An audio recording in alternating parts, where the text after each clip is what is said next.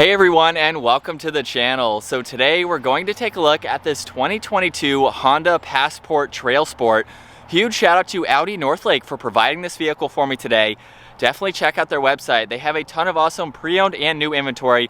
That link is down in the description.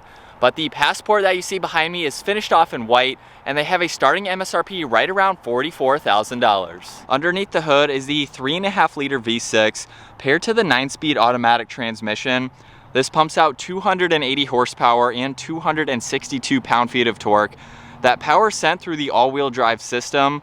This weighs in right around 4,200 pounds. It'll do 0 to 60 in 6.5 seconds with a top speed of 134 miles an hour. And it has a fuel capacity of 19.5 gallons. You'll expect to see around 19 miles per gallon in the city and 24 out on the highway. Basically, the Trailsport trim level is an appearance package, where we're gonna start up front where you'll see the Honda logo front and center, which is also the forward-facing sensor. Now, the rest of the grille housing has a nice design to it with some cutouts in the lower section to provide more cooling to that engine. You'll notice the DRLs on the outer section, headlights and high beams are just underneath that piece, so it flows very nicely. And then for the turn signals, those are mounted down below along with the fog lights. And you'll notice too, there's even functional cutouts on each side of the bumper to provide even more aerodynamics for this family SUV. This has a really nice set of 18-inch wheels, and for the Trailsport, you get a little bit more aggressive of a tire. So there's a little bit of a knobby design to the outside, still an all-terrain tire. Now there's no height added for the Trailsport, there's no lockers. It has a little bit wider of a track for the front and the rear, however. Now this has a set of gloss black side mirrors with the integrated turn signal. And then up on the roof is the sunroof as well as the roof rack. This has a body colored spoiler. The integrated third brake light is right in the middle. There's the backup camera, parking sensors as well. This has a power lift gate. The taillights are on both sides, and this can actually tow right around 5,000 pounds. If I lock it and then hold this button on the lower left, this will start right up, which is a very nice feature to have, of course. If I hold on that button, it will shut off if needed. And with this open, there is a lot of space for this two-row vehicle. So as you can tell, there's a cubby over on the passenger side. There's some dome lights as well. You can see there's a good amount of space where you could place some groceries or other smaller items that you may have. And then you can lift up the second half of this where there's the spare tire and a little bit more extra storage space if you need to use it. So if I push on this button, that will automatically go down. You can do that on both sides as well. And with them folded down, you can see just how much more interior storage space there is. When I open up this door, you'll notice that the door panel has a nice design to it.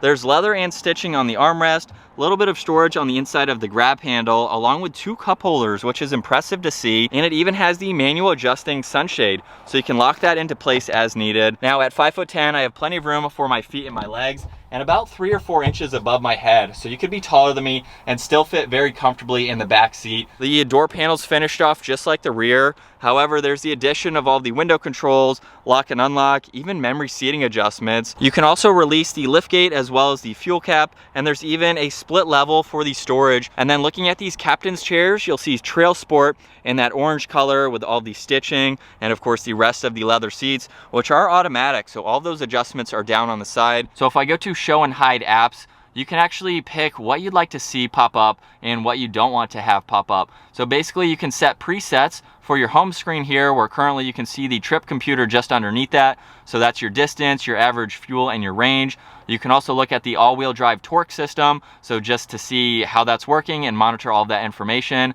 If I scroll down to phone, you can have that when you have that paired, of course. And then by clicking on the navigation, it will show you the compass there.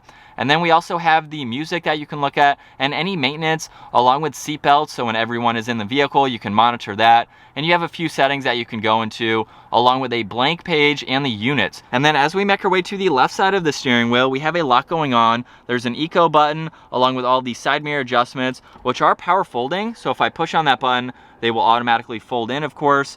Just underneath that, you'll see the parking sensors. There's the rear defroster along with the lane keeping assist, traction control, and then this is the forward collision, so it's nice to have that. If I click on home in the upper left, we have other icons to go through like the Android Auto, Apple CarPlay. You can go into the settings. We can scroll over, look at music and some other information. And then the last one has the clock and the Honda link. Power and volume for the radio is on this left side as well. And in the upper section, there are shortcuts to your phone and navigation. And right underneath that, we have another screen for all of the climates. So you can see the fan speed, where you'd like the air to go. You can sync these. Temperature dials are on driver and passenger side. You can even look at the rear settings just by pushing on these buttons here, so you can quickly adjust those. And then moving our way below that, this even has a wireless charging pad with a good amount of room and a few auxiliaries on that right side. And then taking a look at the gear selector with my foot on the brake, if I just pull this backwards, that is for reverse. So you'll see those lights appear where this does have the backup camera like I mentioned earlier. And there's a few different angles just depending on the graphics that you'd like to have. There's even a top-down view. Now drive and sport mode is the button in the far back, neutral is in the middle, then we can push on park,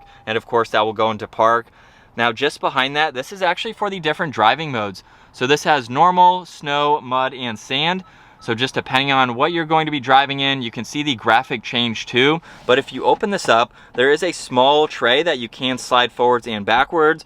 Right in the front section, there's another power outlet and an auxiliary, so you could charge more electronics. Now for this Trailsport for the Passport, I haven't heard of that trim level before until I saw this model in person. And I'm kind of a little disappointed in the fact that it doesn't have a lot more kind of off-road focused items. Now I will say Honda doesn't really make any off-road focused vehicles, so they don't really have a lot of experience necessarily. It has a little bit more grippy of a tire and the all-wheel drive system with a few different driving modes. So yes, you could take this off the pavement.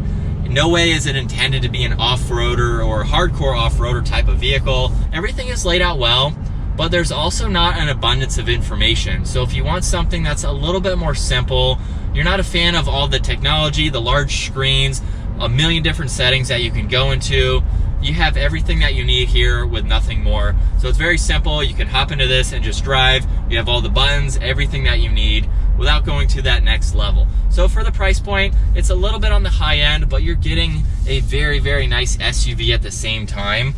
And as far as power goes, and visibility, it's like I mentioned earlier, it's so open, it's easy to see. We'll give it a little bit of gas in the normal setting. And for the V6 that this has, I would say that's pretty adequate. This is a heavy vehicle, but it's very adequate to get up and moving. And if you are towing with it too, I don't know if this could tow 5,000 pounds. It's rated for 5,000. Probably 3,500, 4,000 would be very comfortable with this. And from second gear, we'll give it some gas.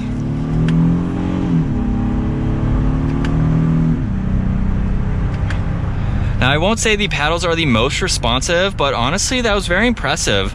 For this Honda to get up and move, felt a lot more responsive being able to use the paddles versus letting it do it itself. We'll do one more acceleration. So it's nice to have the option. They're in a good placement too, so they feel really nice, and we can just push on that button. It will go back into D, which of course is for drive in the automatic setting.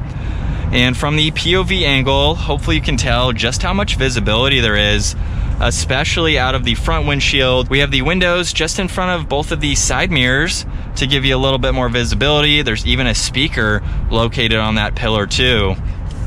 And it's a very comfortable vehicle. If you're putting a lot of seat time behind the wheel, this is a great option to go with. I love how comfortable the seat is, especially with the armrest, which is adjustable. I just found that out. You can lock that into whatever position you need to. We have plenty of storage throughout this entire vehicle too.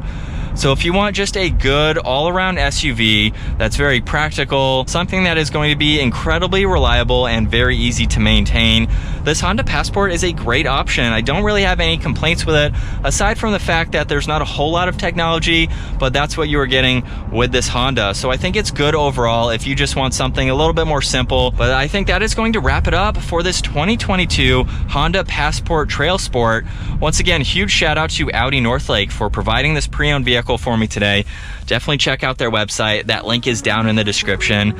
And if you enjoyed today's video, make sure you give it a huge thumbs up and consider smashing that subscribe button so you don't miss out on our daily uploads. I will see you all in the next video.